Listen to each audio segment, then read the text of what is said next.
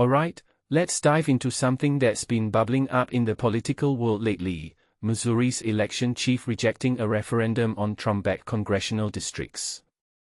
Now, on the surface, this might seem like just another bureaucratic decision, but personally, I think it's a fascinating glimpse into the larger tug-of-war over democracy, power, and representation. Let me break it down for you. First off, the hook here is this: Missouri's Secretary of State, Denny Hoskins, just shut down a citizen-led effort to put a referendum on the ballot about new congressional districts. These districts, by the way, were backed by Trump and designed to give Republicans a stronger grip on the state's House seats. What makes this really interesting is the reasoning behind Hoskins' decision. He's arguing that challenging a congressional map is unconstitutional under Missouri law. Now, in my opinion, this isn't just a legal technicality, it's a strategic move that raises a deeper question: are citizens being sidelined in a process that's supposed to be about their representation? Here's where it gets even more intriguing. The group behind the referendum, People Not Politicians Missouri, collected over 300,000 signatures, way more than the 111,000 needed. But Hoskins' decision essentially renders those signatures meaningless. From my perspective, this highlights a broader trend in American politics: the tension between state legislatures and the people they're supposed to serve. What many people don't realize is that redistricting is often less about fair representation and more about consolidating power. Missouri's case is just one example of how this plays out. Now, let's talk about the new congressional map itself. It's being used in the primaries right now, and it's a doozy.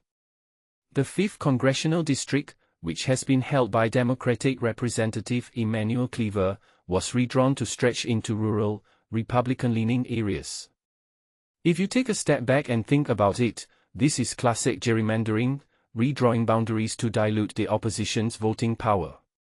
What this really suggests is that the GOP is playing the long game, trying to lock in their advantage for years to come.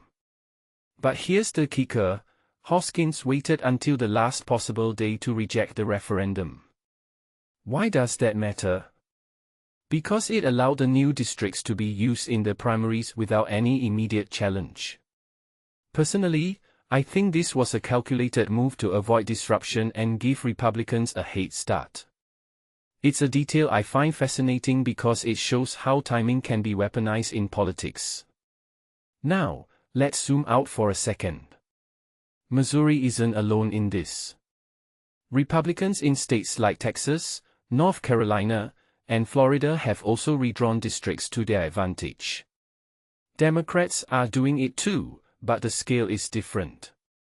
Republicans think they could gain up to 16 seats from these new maps, while Democrats are looking at maybe 6. What's striking to me is how this mid-decade redistricting, something that's usually only done after a census, has become a tool for one party to cement its power. It's not just about winning elections, it's about reshaping the rules of the game. This raises a deeper question: what happens to democracy when the people's voice is drowned out by partisan maneuvering? The referendum in Missouri was an attempt to push back against that, but it got shut down. Now, the group is taking it to court, which could lead to even more chaos. Imagine this: candidates running in one set of districts for the primaries, and then possibly a different set for the general election. It's a mess, and it underscores how fragile our electoral system can be.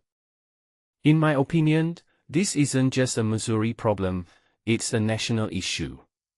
Nearly 145 million Americans live in states with new congressional districts this year. That's 2 out of every 5 U.S. residents. And with more states considering redistricting before 2028, this trend isn't going away. What this really suggests is that the fight over representation is only going to intensify.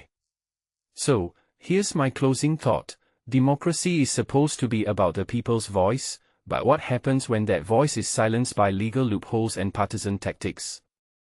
Personally, I think this is a wake-up call. We need to pay closer attention to how districts are drawn and who's drawing them. Because if we don't, we risk losing the very essence of what makes democracy work.